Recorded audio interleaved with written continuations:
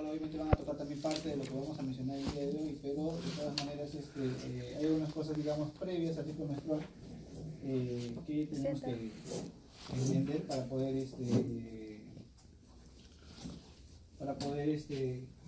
ver cómo es el funcionamiento en general, ¿no? Muy bien, ustedes se recordarán que bueno, todo lo que es la producción hormonal va a comenzar siempre a nivel cerebral, ¿no? Siempre comienza todo a nivel de lo que es el hipotálamo, ¿no? Eso obviamente con las hormonas que se producen a este nivel van a pasar a lo que es la hipófisis y finalmente de la hipófisis va a pasar a cualquier órgano efector, ¿no? Y obviamente un órgano bastante distante, ¿no? Entonces lo que vamos a ver nosotros quizás ahora es básicamente la producción de lo que es tanto del hipotálamo y de la hipófisis, ¿no?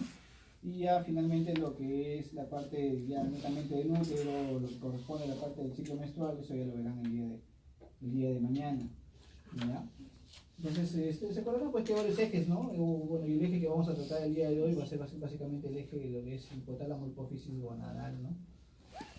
El hipotálamo, bueno, ya eso es una parte más que todo, bueno, no sé, un poco, no se aprecia muy bien la letra, pero bueno, acá más que todo para describir básicamente qué es el hipotálamo es algo que obviamente ustedes ya deben recordar por la anatomía, fisiología, ¿no? Los cursos previamente que han llevado, pero básicamente considerarlo como un centro, pues, obviamente regulador de muchas funciones, ¿no?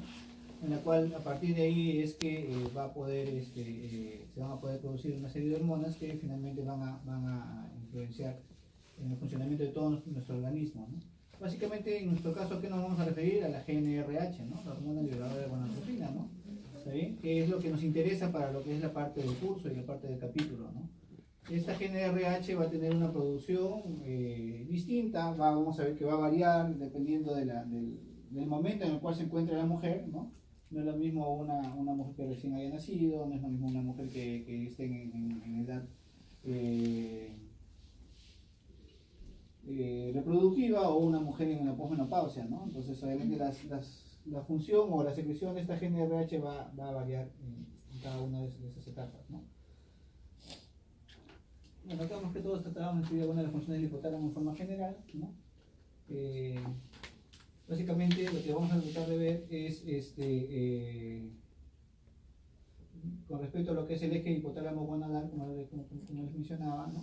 Esta secreción de la GnRH no es una secreción constante, ¿no? Es una secreción que se considera que es en pulso, ¿no? Tiene tres formas de producción, siempre se ha mencionado.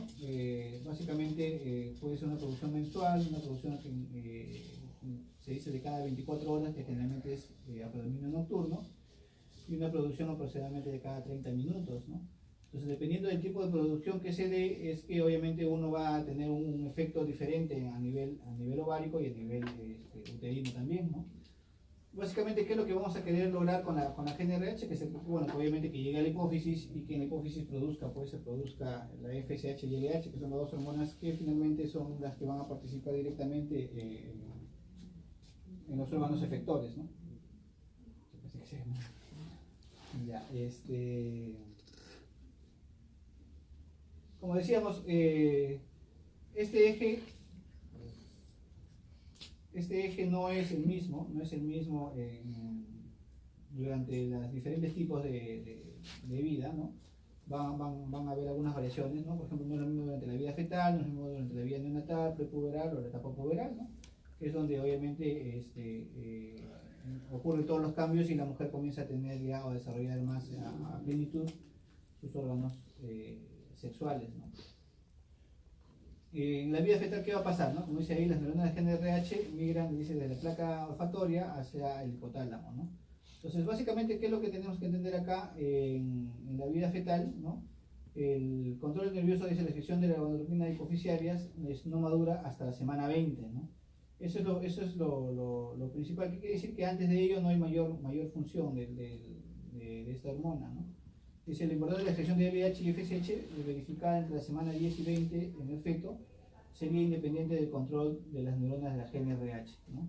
Si bien es cierto, estamos hablando, bueno, ya decíamos de que la gonadotrofina, bueno, va a llegar a producir LH y FSH, vemos que en esta etapa no hay ese control, ¿no? O sea, o no hay esa correspondencia, ¿no?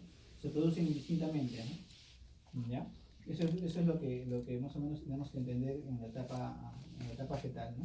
Después, a partir de la vida de la semana 20, ¿no? Comienzan a expresarse ya receptores para GNRH, donde ya ahí aparentemente ya comienza a haber la regulación, ¿no?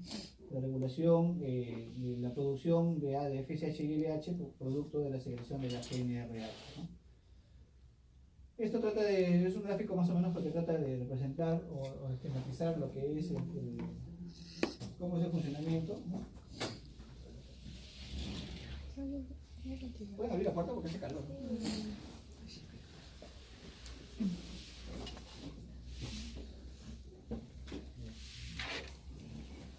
Entonces, bueno, le mencionaba que esto, bueno, es un gráfico donde trata de representar más o menos cómo es el funcionamiento de la placa antes de las 10 semanas, a las 20 semanas y después de las 20 semanas, ¿no? Como repito, básicamente lo que ustedes tienen que entender o llevarse la idea es que al inicio la producción es independiente, ¿no? Antes de las 20 semanas. FSH con LH no responden directamente a la GNRH, ¿no? Y después de las 20 semanas sí ya comienza a ver lo que conocemos o comienza a funcionar el eje básicamente, ¿no? ¿Cómo es que, y ahí, a partir de ahí también se comienzan a ver las regulaciones, ¿no? Porque acuérdense que tiene que haber un feedback negativo para que esto pueda darse la producción y todo ello, ¿no? Ya como es en la etapa neonatal ya las cosas comienzan a cambiar, ¿no? Mira, ¿ve? Como ahí ya hablamos de un feedback, ¿no? El feedback obviamente que tiene que producirse para que pueda darse la secreción o la producción o de repente frenar la producción de GNRH y FSH y LH de tal forma que ya haya un control más adecuado de este eje, ¿no? Más de lo mismo que mencionaba, ¿no?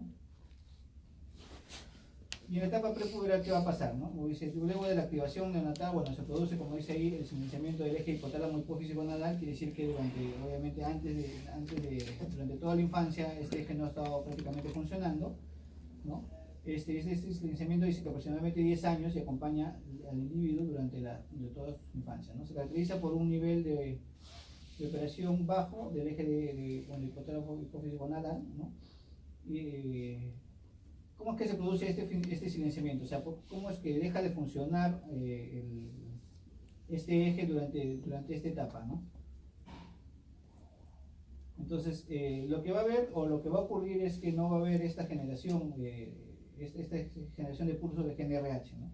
Para que se produzca adecuadamente la producción de FSH y LH, acuérdense que decíamos que a partir de las 20 semanas ya tiene que haber, ¿no?, una relación entre la producción de GNRH para que se produzca FSH y LH, ¿no?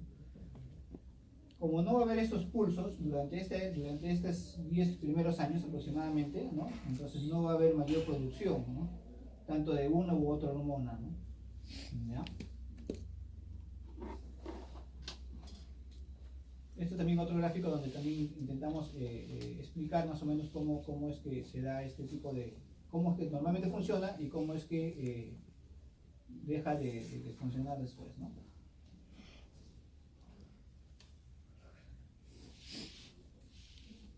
¿Cuál es el mecanismo de inhibición central? Dice, ¿no? O sea, ¿cómo es que opera este mecanismo? ¿Por qué deja de producirse los pulsos de GNRH, ¿no? Si normalmente debería de responder a cantidades o a valores o variaciones en la producción de FSH y LH, ¿no? Y esto básicamente se da a nivel, pues, de los núcleos, ¿no? Tanto el núcleo paraventricular y el núcleo preóptico, que son los núcleos que más nos interesan en la producción bueno, en el caso del hipotálamo, ¿no? Y obviamente también en el caso de lo que es la hipófisis, ¿no? Acá vamos a ver que en el núcleo arcuato, que ya básicamente hablamos de en la parte medial basal, ¿no?, del hipotálamo, ¿no? Va a haber una adecuada producción, ¿no? Y las neuronas secretoras de GNRH son las que se van a bloquear y van a comenzar a bloquear su producción, ¿no? Entonces, todo esto ocurre, como les repito, estamos hablando a nivel del hipotálamo, ¿no? De tal forma que se bloquea siempre la producción y finalmente no va a haber mayor efecto a nivel periférico, ¿no? Esto es un poco más de lo mismo.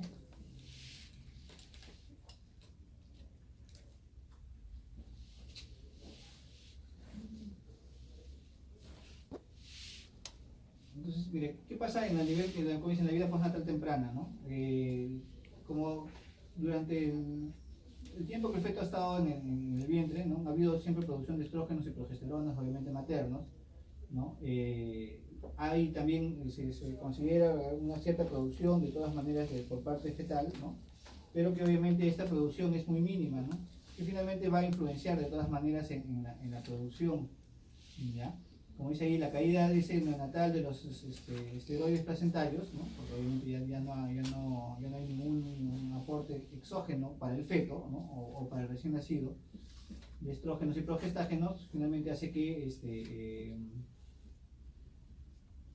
hace que se active el generador de pulsos de la GNRH, ¿no? Pero como consecuencia dice, se produce un aumento de la estimulación hipoficiaria, ¿no? En la síntesis y secreción de LH y FSH, ¿no? Produciéndose una maduración transitoria del epitelio germinativo espermático y también en el caso del ovario,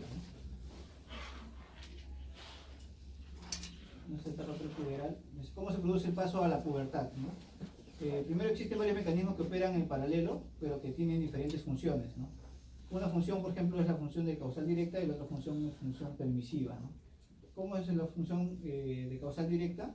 Vamos a ver que hay un mecanismo de desinhibición central, ¿no? O sea, todo lo que estaba bloqueado a nivel del hipotálamo tiene que obviamente comenzar a funcionar, ¿no? Para que comiencen a producir los pulsos, ¿no? Y tiene que haber una maduración también del mecanismo de feedback positivo entre los estrógenos gonadales y la secreción de LH y FSH, ¿no? Obviamente en el caso de la mujer, ¿no? Y la función permisiva va a ser que es un mecanismo mediado por leptina, ¿no?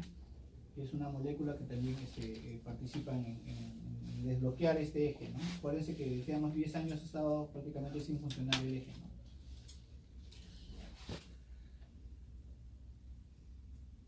Entonces volvemos a mencionar los mismos núcleos, ¿no? En el caso del hipotálamo, ¿no? El núcleo ventromediano, para que en este caso ya comience a ver la producción más que todo de la GNRH, ¿no? Lo que decíamos de lo que pasaba un periodo de quiescencia, ya tiene que comenzar a ver una cierta producción de ello, ¿no? Esto trata de representar más o menos cómo son los niveles de producción de la hormona, ¿no? Y trata de representar más o menos las variaciones cuando referimos a pulsos, cuando referimos a periodos en los cuales obviamente no puede ser un valor constante, porque si no, no podría darse las diferentes etapas tanto del ciclo menstrual como del ciclo ovárico, ¿no? Entonces, ¿qué consecuencias vamos a tener a nivel en este caso del ovario, ¿no? Vamos a ver que vamos a dividir en dos fases, básicamente la fase que llamamos la fase folicular, ¿no? Y la fase luteínica, ¿no? La fase folicular es obviamente donde se desarrolla cada uno de los folículos, ¿no? En los diferentes estadios que ya conocemos, ¿no? Y en la fase luteínica es que una vez que ya ocurrió la ovulación, ¿no? Esto se convierte en cuerpo lúteo y también vamos a ver que tiene que haber una atresia a este cuerpo lúteo si es que no llegó a haber una gestación, ¿no? Eso con respecto al ovario, pero con respecto a lo que es la producción de hormonas, como verán al lado, ¿no? Tanto la FSH como la LH, su producción no es constante tampoco, ¿no? Ya es conocido que para que se requiera la ovulación tiene que haber previamente un pico de LH, ¿no? Y la FSH obviamente va a participar básicamente durante la primera fase del ciclo menstrual, ¿no? Ayudando obviamente a que ocurra este ciclo folicular en el ovario, ¿no? Los estrógenos, como verán, también tienen sus variaciones, no son valores constantes tampoco, ¿no? Si bien es cierto, los estrógenos comienzan a incrementarse generalmente durante la primera mitad del ciclo menstrual, ¿no? Luego comienza a decaer para aumentar ligeramente su producción, ¿no? Durante la siguiente fase, ¿no? O durante la fase secretora, estamos hablando a nivel del endometrio, ¿no? Lo mismo va a pasar con la progesterona, ¿no? La progesterona, si bien es cierto, tiene un nivel no muy alto durante la fase proliferativa, y sin embargo en la fase secretora sí ya comienza a incrementarse, sobre todo tratando de preparar al útero para una gestación, ¿no? Entonces, estos cambios que ocurren hormonales no solamente es a nivel, o sea, no solamente es algo de que podamos ver que tenga efectos a nivel del ovario, a nivel del útero, ¿no?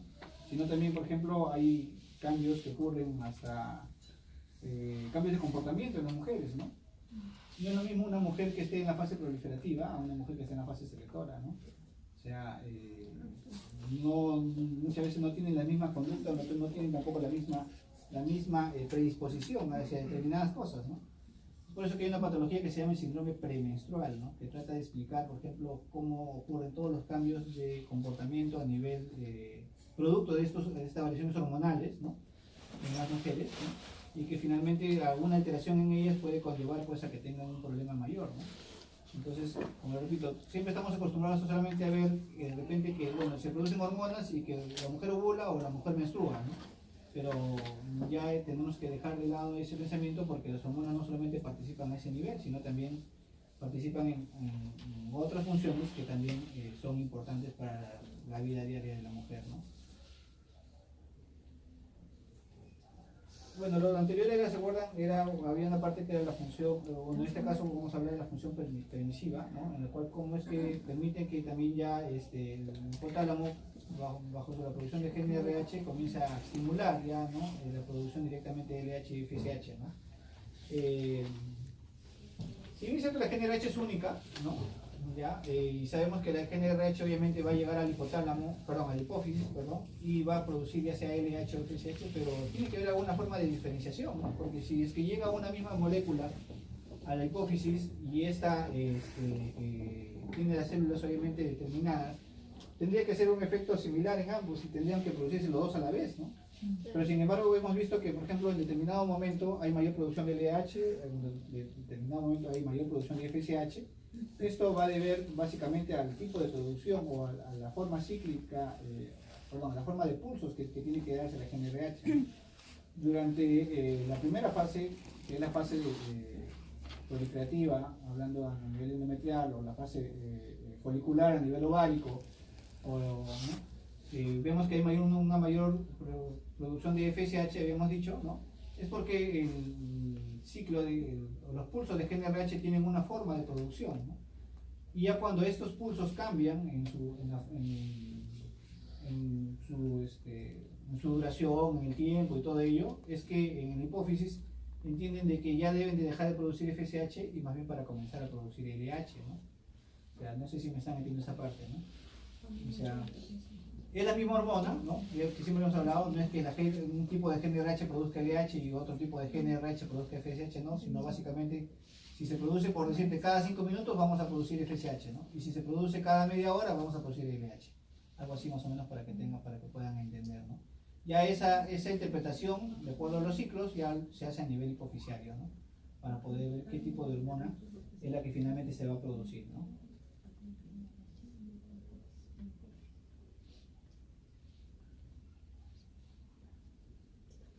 Muy bien, entonces esto es básicamente el resumen de lo que mencionábamos, ¿no? La secreción de GnRH produce LH, FSH, que decíamos, en el ovario vamos a encontrar primero, la finalidad va a ser formar un ovocito maduro, ¿no? Y también, bueno, la esteroidogénesis, donde también se produce estrógeno y progesterona, ¿no? Y en el útero, bueno, promover el desarrollo, como dice, fetal, ¿no? En todo caso, lo primero, antes de que el feto, lo primero que tendría que ver es, pues, algunos cambios endometriales como para que puedan producirse adecuadamente, ¿no? Esto es algo, un gráfico más que todo que trata de presentar cómo es que se dan los pulsos. Eso es como lo que le comentaba hace un momento, pues, ¿no? Ya la GnRH hipotalámica secretada en forma pulsátil, ¿no? Estimula la secreción de LH y FSH, ¿no? Y moduladores de la secreción de LH y FSH, ¿no? ¿Qué moduladores vamos a tener para que se produzcan LH y FSH? La activina, inhibina, ¿no? Y la folicistatina, ¿no? Que son hormonas que finalmente van a ayudar a controlar la producción de esto, ¿no?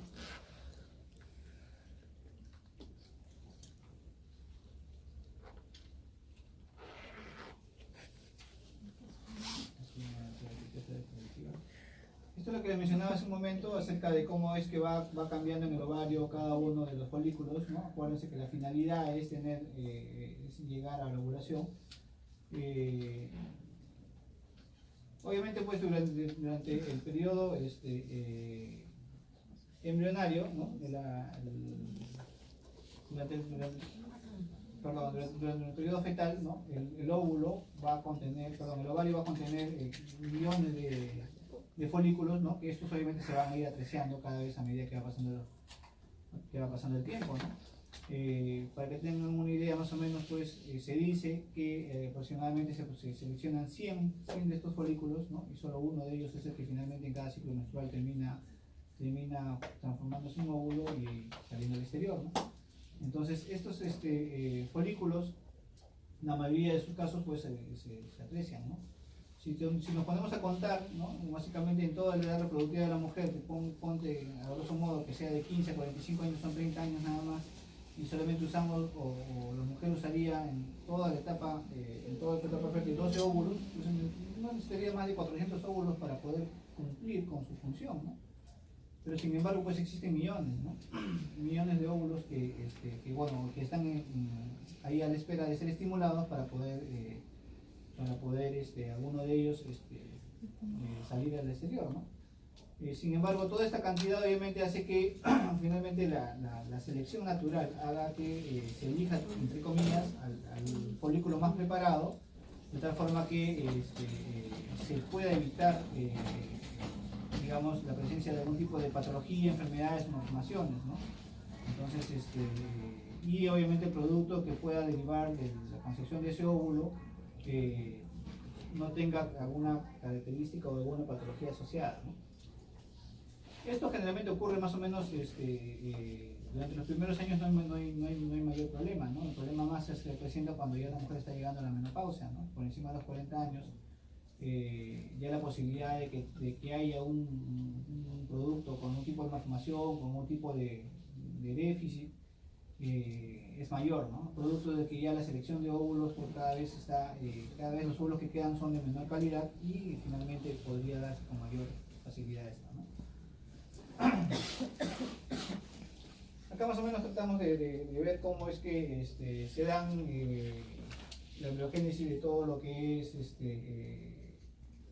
la producción de óvulos, como mencionábamos, ¿no? Y básicamente eso solamente para que lo tengan como datos, ¿no? Como ves ahí en la semana 20, finalmente hay como 6 millones de ovogonias, ¿no? Entonces, imagínate de esas 6 millones de lo que nacen, ¿no? Obviamente una gran cantidad se pierde, ¿no? Y a la etapa reproductiva de la mujer también, como hemos calculado, no se necesitaría más de 400 óvulos para poder cumplir con su función, ¿no? Acá tratamos de mencionar los diferentes cambios que ocurren tanto a nivel de las células glandulosas como de la célula lateca, ¿no? Y la producción de hormonas que esto va a conllevar de acuerdo a los cambios que se puedan presentar, ¿no?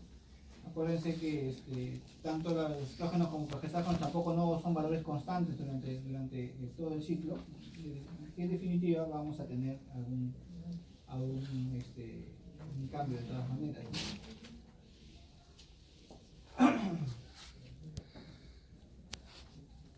Existen algunos otros factores como que también van a participar en lo que es la producción de este tipo de ciclo pulsátil de la GnRH, ¿no? Si bien es cierto, acá estamos mencionando todo lo que es el eje, ¿no? Hipotálamo, hipófisis, ovario, ¿no? O útero en todo caso, tanto la producción como también los factores que hacen o puedan hacer que se inhiban, ¿no? Sin embargo, por ejemplo, ahí en la parte superior ustedes leen tranquilamente dopamina o opioides porque son agentes externos que podrían modificar la producción de todo este ciclo, ¿no? Entonces, acuérdense que estamos hablando a nivel cerebral. A nivel cerebral pues hay una parte que es psíquica, ¿no? Que también influye, obviamente, y podría causar algún tipo de alteración, ¿no? Tanto es así que vemos que, por ejemplo, hay mujeres que tienen problemas de infertilidad y muchas veces no tienen ningún problema anatómico confirmado, ¿no? Y sin embargo no llegan a ovular o no llegan, y muchas veces la ansiedad hace que participe en este tipo de bloqueos, ¿no? Problemas a veces orgánicos también, depende de algún tipo de tumoración, algo que también igual podría modificar la producción, o no necesariamente todo va a responder al eje directamente, sino también a algún otro factor externo, ¿no? Bueno, acá más o menos para que puedan repasar lo que es obviamente lo que ocurre en el ovario, lo que hemos venido mencionando, ¿no? De la selección, cómo uno va creciendo adecuadamente, que es el ciclo dominante, y finalmente se va es el que se va a romper y va a salir el óvulo, ¿no? Este es el proceso de ovulación, una vez que ya de saberlo, ¿no?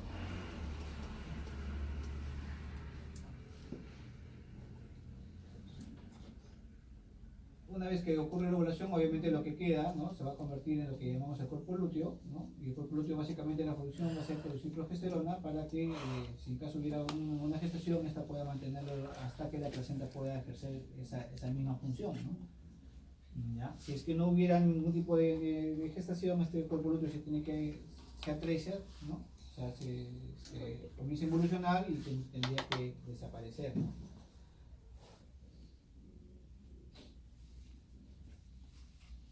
El cuerpo albicans, ¿no? Que vendría a ser una parte previa, ¿no? A lo que es el cuerpo lúteo, ¿no? Estos son los cambios ya a nivel comparativos, ¿no? Que esto probablemente lo vayan a mencionar el día de mañana también, ¿no? Las hormonas que hemos mencionado, el FSH, LH, la progesterona, el estrógeno, ¿no? Y cómo ocurren los cambios a nivel ovárico, ¿no? Ya acá lo que faltaría para completar sería todos los cambios que hay a nivel endometrial, ¿no? Y básicamente son estos, ¿no? Lo vamos a mencionar solamente rápidamente para que ya mañana en mayor detalle los puedan ver, ¿no? Cómo va cambiando la estructura o el grosor del útero, ¿no? De las paredes uterinas, cómo se van formando más los vasos espirales para que puedan recepcionar si acaso hubiera algún tipo de gestación, ¿no?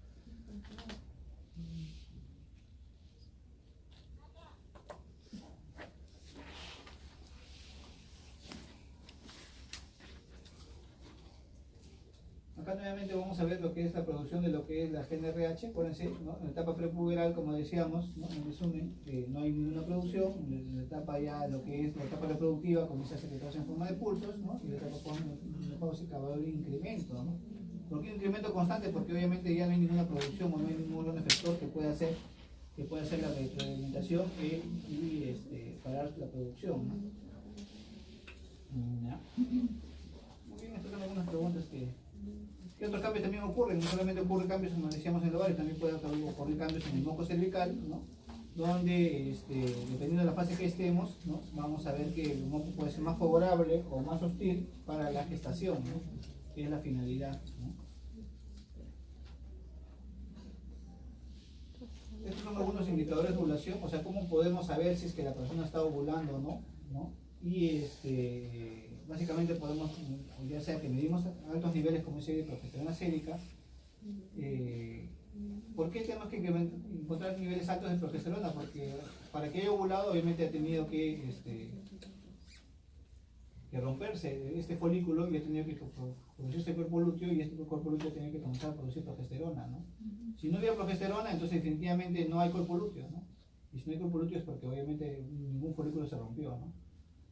Lo otro es el aumento de la temperatura basal. Bueno, eso también se usa a veces como método anticonceptivo, ¿no? No muy efectivo, pero bueno, también se usa donde se dice que la temperatura se va a incrementar, ¿no? Algunos dicen 0.5, otros dicen 1 grado centígrado durante los días de la ovulación, ¿no? La otra característica es el moco cervical, que este moco cervical va a variar, ¿no? Se va a hacer más filante durante los días de ovulación, quiere decir que si uno coge un poco de moco y lo pone entre sus dedos, se puede llegar a una elasticidad de hasta 10 centímetros, menciona, ¿no? Eso quiere decir que el moco obviamente es más favorable y correspondería al periodo de ovulación, ¿no? Y bueno, finalmente, bueno, también podríamos hacer una biopsia de endometrio, pues si es que queremos saber si es que hay algún tipo de cambio con respecto a la ovulación, ¿no? Pero eso ya es obviamente pruebas más invasivas, ¿no? Muy bien. ¿Alguna pregunta?